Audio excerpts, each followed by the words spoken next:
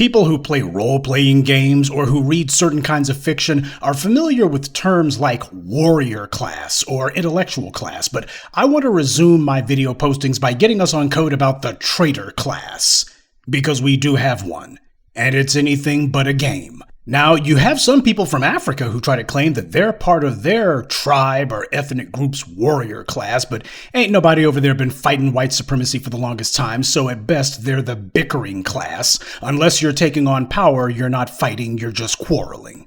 And another thing, class is not genetic. All you have to do is look at Dr. King's family to see the proof of that. Dr. King was part of the philosophical class, but look at his kids.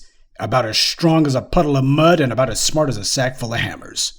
Just because your father or grandfather was a great philosopher or a warrior, even if they came to be the embodiment of those characteristics among your people, that doesn't translate to you. Everyone must earn the right to be called a thinker or a warrior. But we must also recognize that there are groups in every setting who are waiting and ready to sell their people out. Now, these traitors within the traitor class, they don't brag about it, but they don't have to. Actions speak far louder than words. Now, when that bullcrap Harriet movie came out, we in the black media spoke on it. And when I told you that the so-called producer of that movie was having a Q&A at a university in Texas, some of you showed up to give her your own personal review of that movie. That producer, by the way, she's been laying low. Cynthia Erivo likewise, but white power has tons of resources. They always have some other fools and bootlicks and crash dummies who are willing to get out there and pick the cotton for them, and they've got more than enough money to keep putting up this propaganda regardless of whether it makes a profit or not. And so we see this movie, The Woman King, produced and written by white women largely. I'm going to need my people to be a little bit faster on the uptake to recognize when it is the white people are laughing at you. To understand the white supremacy, they love a joke that takes a long time to pay off. In fact, they love it best of all if you're the only one who's in the dark and you stay in the dark. That way they can just go ahead and have a good chuckle at your expense for the rest of your life. Now, of course, there's been a lot of controversy about this film, and rightly so. The first thing to remember, that a minority of Africans actually collaborated in the slave trade. And when the invaders come into a particular land from wherever they come from, they face opposition from the vast majority of the people that they're trying to colonize. But if the invaders can get a few turncoat natives to help them out, then that acts as a force multiplier. So before you have any white supremacists who try to push the lie that, see, all the Africans were involved in the slave trade. See, the Europeans, they were just victims of circumstance. Those mean old Africans, they made the Europeans take them as slaves. When they try to hide behind this movie, which is exactly what it's meant to do, you make sure to demand that those white supremacists show where all of the Africans were involved. See, this is the white media trying to use gender as a shield to hide behind. Why? The slave trade was the Africans. That was the Africans doing it. The Europeans are exonerated from all responsibility. And they're going to be saying, well, here's some black women who are trying to stop it. They can tell you right now, that was not happening at all. Not in that group in the Dahomey, they weren't. They were not stopping anything. I say that simply as a preemptive, don't even try the everybody was doing it crap, so the Europeans weren't responsible for their own behavior. The Dahomey people were knee-deep in the slave trade. Tariq and others have already talked about that, and all of us should know that. That should be basic for a lot of us. And this, however, is who this movie is making stars out of. Some of the worst perpetrators who betrayed the African people, and this is who the white media choose to put tens of millions of dollars into making a movie to lionize them and make heroes out of them. Like some sort of backward half-brain version of 300 or something. And of course, just like Harriet, they make sure to have a black woman as the director of it. She's going to be their crash dummy. Gina Prince-Bythewood is biracial. Her mother was white and her father was black. She was then adopted by a white man and his German Latino wife. I'm not making that up. You got a biracial woman who was later adopted by a white man and his German Latino wife, and I think she's even been quoted as saying that she has, or at least in the past, had identified as Jewish. And while we're on the subject of adopted black children, yes, that is Charlize Theron, who showed us what happens when white supremacists adopt black children. Charlize Theron put her adopted black son in a dress and then claimed it was all his idea. I'm sure you can see a pattern forming. So this is the woman who directed this movie. And this is the company she likes to keep. Now, do you think that this Bythewood woman identifies with us at all? Now, this Woman King movie was produced by TriStar, which is currently being run by Nicole Brown. Here's a picture of Nicole Brown with her white husband and some of their children. So you got a lot of biracial, light-skinned, and white women who are behind this flick. Notice that? A whole lot of people who identify with white power a lot more than they do with black people. Now, of course, as far as this Bythewood woman is concerned, for her, this is all about climbing the ladder of Hollywood. This is about trying to find some project that hopefully doesn't crash and burn, because that crap that she made with Charlize Theron, that thing died over opening weekend. That's the game that she's playing. And it's no different than our pal Agent Duvernay, who used to be a big fan of Harvey Weinstein back in the day. That is, before he got into all that trouble and he was no longer in a position to offer her a job. Now all of a sudden she doesn't want anything to do with Harvey Weinstein, never heard of the guy, and oh, he's the scum of the earth. Yeah, because he's not in a position to offer you a job anymore. And of course, you got the white media who's attempting to flood the zone with puff pieces lauding this stuff. They're trying to talk it up.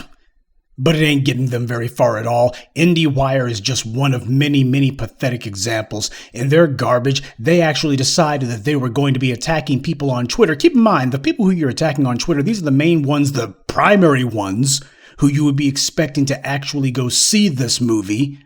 And instead, what's happening is you got the director and the white media saying, well, those people don't matter.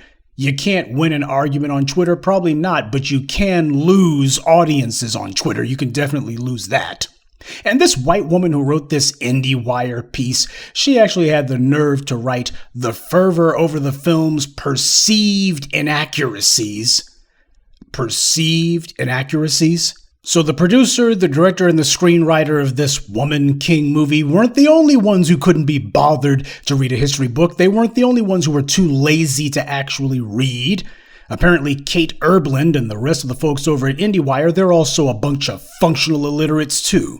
This is not a matter of perceived inaccuracies, it's a matter of historical fact. There's no perception here. Either you can read or you can't. Or rather, some people find it convenient not to. And this Erbland woman, she wrote that Viola Davis's character tried to get the king to stop the slave trade, and says, well, it's not just mentioned in the film, it's a large portion of the drama of its story. Yeah, apparently not too much of a large portion of the drama, because that's not what the marketing has been centered on. But when people boycott a film, presumably without seeing it first, that message is lost. This is how this white woman talks about black audiences, because it's black people who are the ones who are saying, hey, we see you, we see what you white studio folks are up to, we see what you guys are trying to do, and this is what they're saying. You just perceive that there's inaccuracy here. You need your betters to inform you that there's nothing inaccurate here, and you shouldn't be objecting to it. Why, you haven't even seen it. You know what? I've never seen the movie Birth of a Nation. I'm talking about D.W. Griffith's movie, not Nate Parker's movie. I've never seen D.W. Griffith's Birth of a Nation.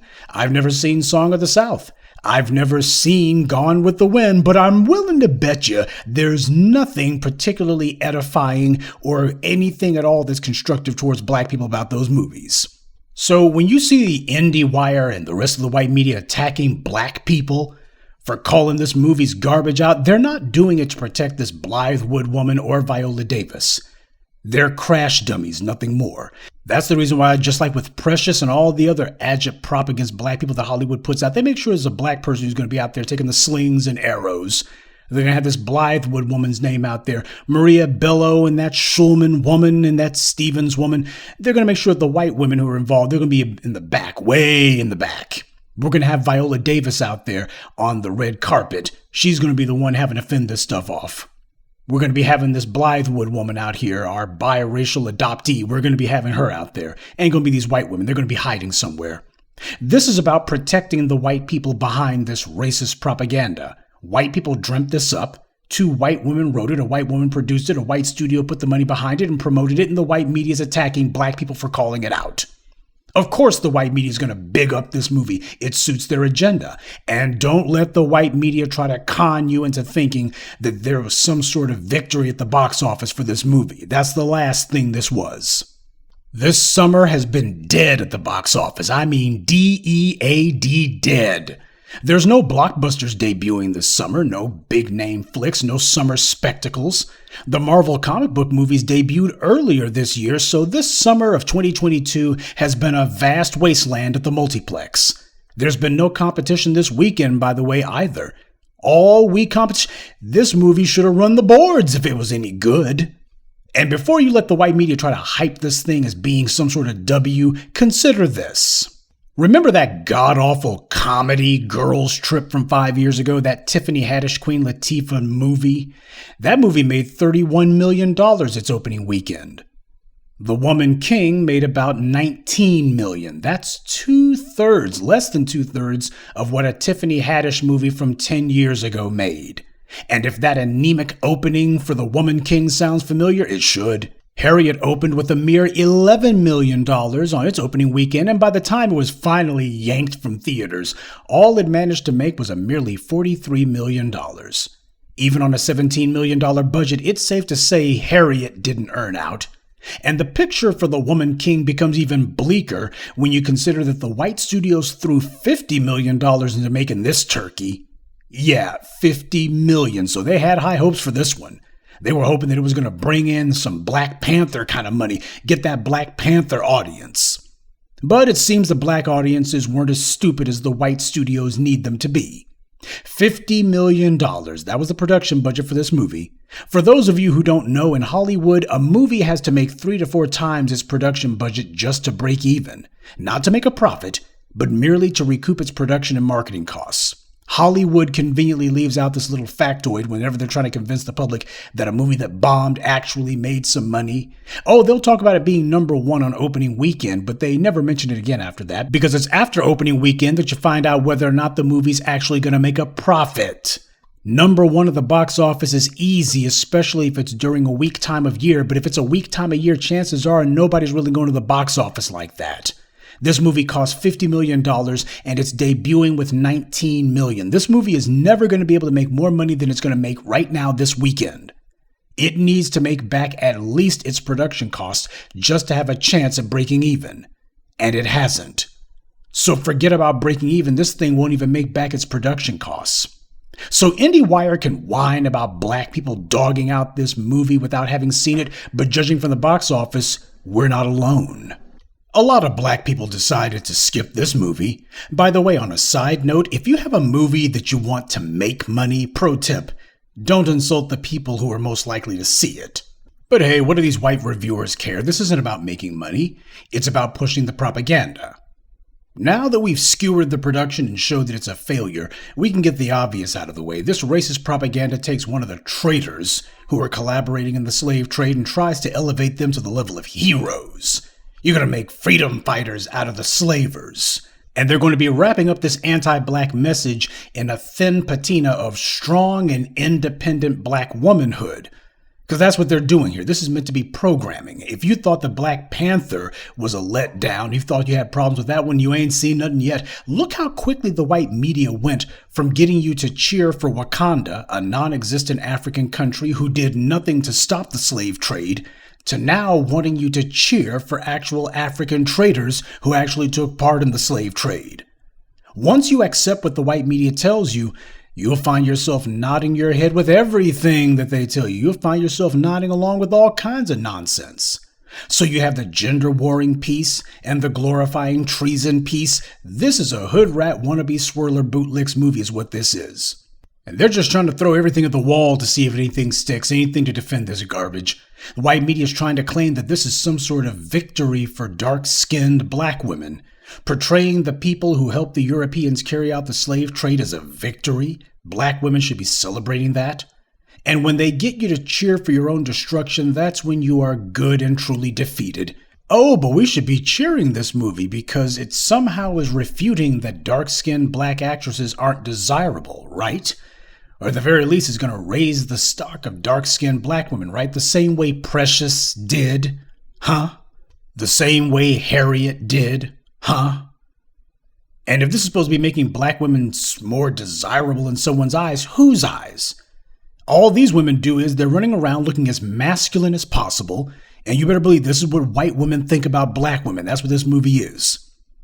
You better learn to recognize when someone's laughing at you. You got these white women who produced it and wrote it and put this garbage out here, and this is how they portray black women. As being a bunch of masculine. The word, by the way, that you might want to pick up is virilized. Virile, that's a male trait, virility. If you see female bodybuilders, you've probably seen a lot of them look just like dudes. That's called virilization. They've become virile. They've become like men. And this is what they say about black women in general, simply because black women exist. A black woman ain't got to be muscular. She ain't got to be running around with an angry face. The fact that she's black, that makes her less feminine. As that's how these white supremacists see things. This is meant to present to the world. This is what black women are.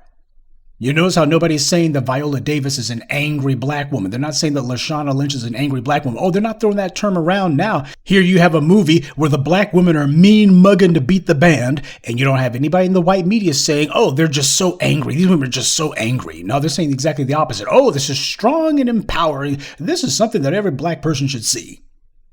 The white media is trying to tell black women that this is their Black Panther, a bunch of traitors.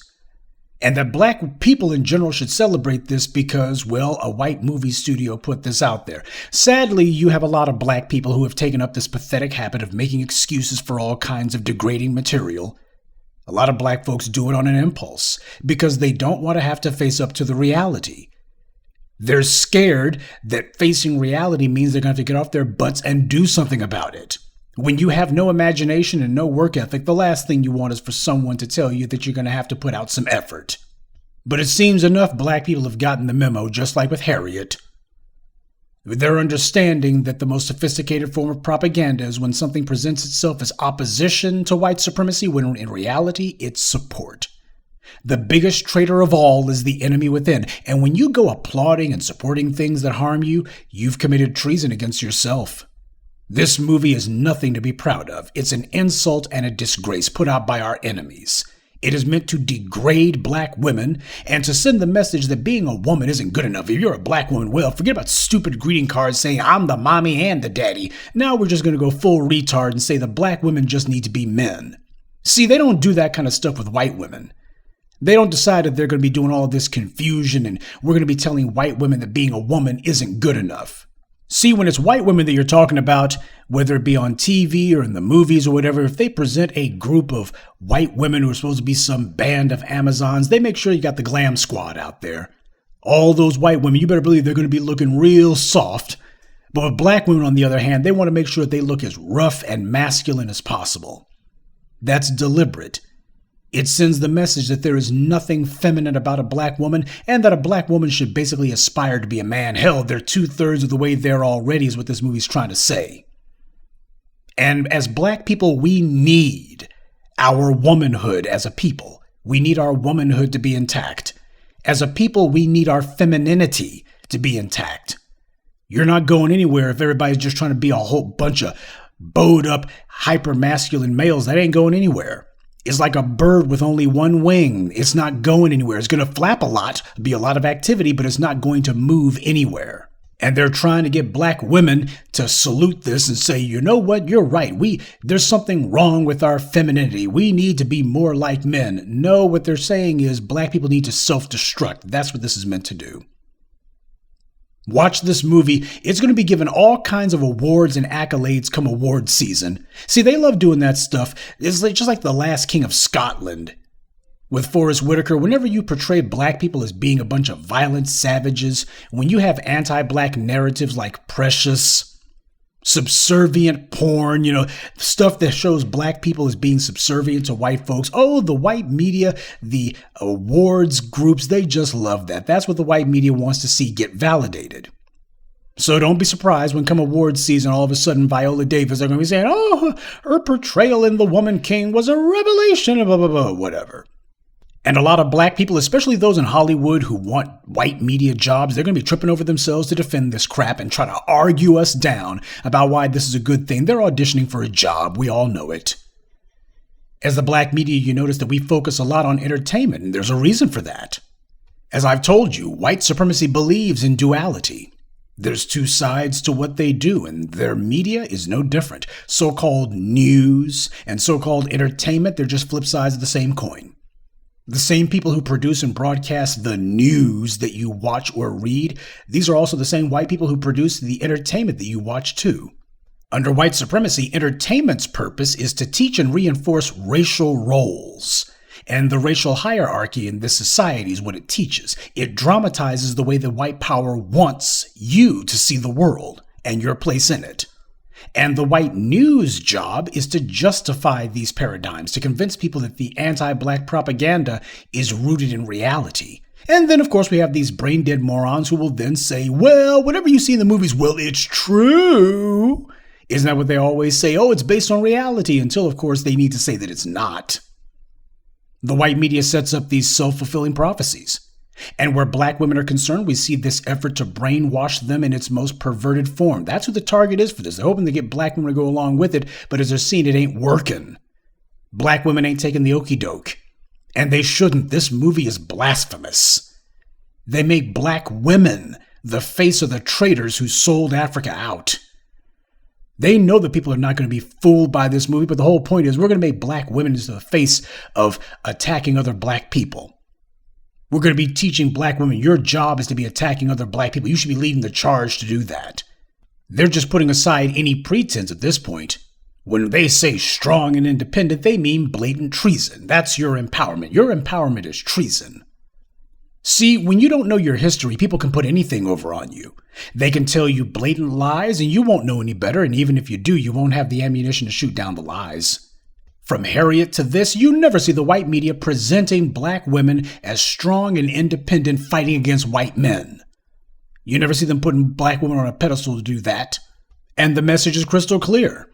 You want the white powers that be to give you a production budget and give you a means to be able to tell a story about some black folks, you got to be fighting other black people. You better not call yourself fighting against white people. Oh, no. Ain't gonna be no woman king who's fighting the war against the Europeans. But this Woman King movie, this is just a case study in how white supremacy is continuing its efforts to try to brainwash our people, to get us to look at traitors as being our heroes and look at the heroes as basically being nothing at all. But the lesson that has to be taken away from all this is that treason is only a sin if it exists in a culture that identifies what constitutes treason, and you have a people who call out the traitors. That's the only time that treason is a sin. You got to have a culture that is willing to say this is what treason is, and then you got to have people who are going to stand on it and say, hey, we're calling out the treason when we see it. We're going to call out the traitors when we see them. In the past, the black baby boomer generation in particular, they refused to be on code. They wanted to remain children forever. They wanted to pretend that they could escape blackness if they could merely be in proximity to the dominant society. Integration indeed. What they really wanted to escape was responsibility. Because you see, power demands that you take responsibility for what happens in your life and in the world around you. On the other hand, if you want to be up under white mommy and white daddy and play full time, then what you ask for is integration. We'll go ahead and let white mommy and white daddy handle things, let them run things. We all see how stupid that was. And if you can't still understand how all this off-code crap is traitor class behavior, then congratulations, you are part of the traitor class. No, we cannot allow everyone to simply do their own thing, because for a lot of black folks, their thing is to sell the rest of us out. Being off code is not some victimless crime, because we don't live in a bubble. We live in a world, the real world, where the backstabbing and the go-for-self mentality of one person or a group of individuals has direct and deadly consequences for the rest of us. But intolerance for treason isn't enough. Having the strength of character and the steel to call out traitors, even when it's people you have known personally, that's not enough. A culture that calls out treason must also have the will to punish it, and that means power. And power isn't given, it's taken.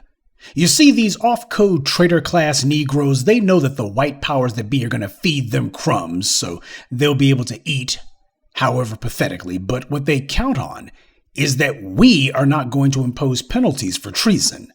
People who call out treason have to be virtuous enough to make sure that treason doesn't go unanswered. When a people make it clear that something is intolerable to them and that they are fully willing to bear whatever attempts organized power tries to make to disincentivize them from acting in their own interest, A people who are determined to protect their interests are ultimately a people who established power must come to terms with, whether they want to or not. White power doesn't like the traitors and only sees them as useful idiots. And when it's clear that they have no use, they'll be thrown away because, in the end, white supremacy always breaks its tools. But our job is to make sure that we leave the traitor class with absolutely nowhere to go. We're not going to be allowing the traitors or their white media enablers or anyone else to define what constitutes treason. We are going to be the ones who define that, and we are going to be the ones who make it clear what the consequences will be. Good evening, and be one. I'd like to take a moment to mention some of our contributors: ACAB Devil, Detroit Beauty Supply, JC Womack, Justin Marcus, and Burkett Cochrane. Salute to them, and thank you to everyone for listening, liking, and sharing this message. Black empowerment only exists because of you.